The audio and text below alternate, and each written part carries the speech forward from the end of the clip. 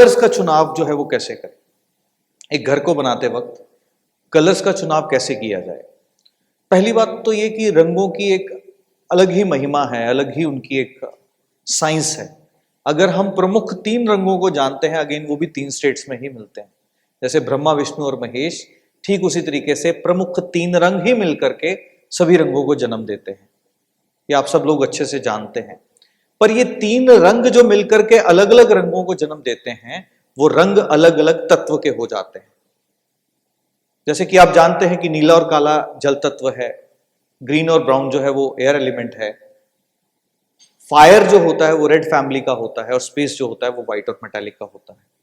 तो इन अलग अलग रंगों के अलग अलग प्रभाव आपको नजर आते हैं। कैसे नजर आते हैं पहले उसको समझते हैं कि एक व्यक्ति के रूम के अंदर अगर रेड कलर ज्यादा होगा तो उसकी प्रवृत्ति कैसी होगी, गुस्से वाली प्रवृत्ति होगी उसकी नेचर के अंदर वो एग्रेसिवनेस जो है वो आपको नजर आएगा, इररिस्पेक्टिव ऑफ दैट कि वो दिशा कौन सी है।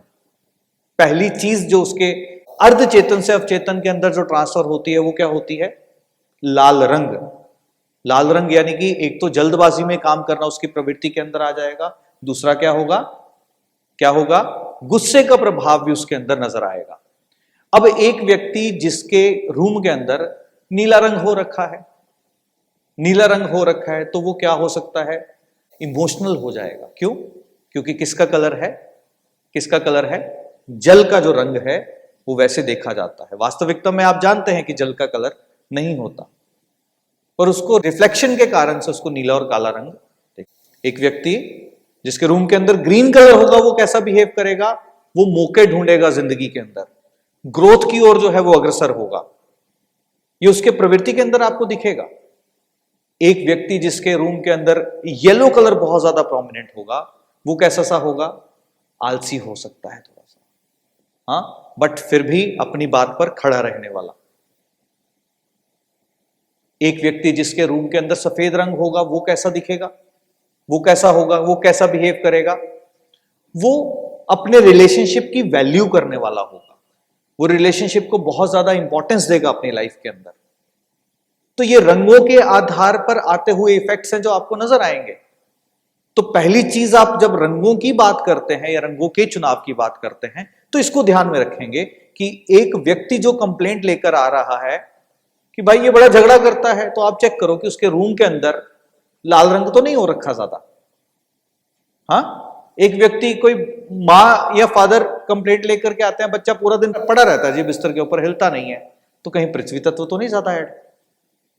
दिशाओं की हम बाद में बात करेंगे कि एक दिशा के गुणधर्म तो आएंगे, पर एक रंग के अंदर, एक एटमॉस्फेयर के अंदर जब बच्चा रहता है या कोई भी व्यक्ति जिसके अंदर जब रहता है, तो उस तत्व की एनर्जीज जो है उसके अंदर नजर आनी शुरू होती है। तो सिलेक्ट करने के लिए हमें क्या करना है, एक व्यक्ति के स्किल सेट, एक व्यक्ति के काम, एक व्यक्ति के प्रवृत्ति के अकॉर्डिंगली हम कलर का चयन जो है वो कर सकते हैं। Apart from that, of white colour is the neutral colour जो सबके लिए उचित रहता है। क्यों रहता है? ऑफ व्हाइट में कौन कौन से रंग आ गए, एक पृथ्वी तत्व का येलो और स्पेस का white. What does that mean कि जनरली उस व्यक्ति के अंदर स्टेबिलिटी फैक्टर जो है वो रहेगा।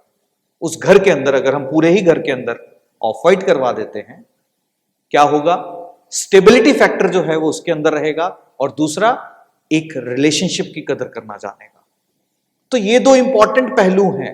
स्टेबिलिटी है तो इसका मतलब फायर भी कंट्रोल हो गई, इमोशंस भी कंट्रोल में हो गए। तो व्हाट डज दैट मीन कि off white colour act as a neutral colour, तो हम न्यूट्रल कलर की तरह उसको ले सकते हैं। और जब भी कभी आपको अपना घर को वापस से रीपेंट करना पड़े, जब दीपावली पर लोग कराते हैं, तो हम इन रंगों को ध्यान में रखकर, इनकी प्रवृत्तियों को ध्यान में रखकर, एक व्यक्ति के बिजनेस को ध्यान में रखकर भी हम इसको डिसाइड जो है वो कर सकते हैं।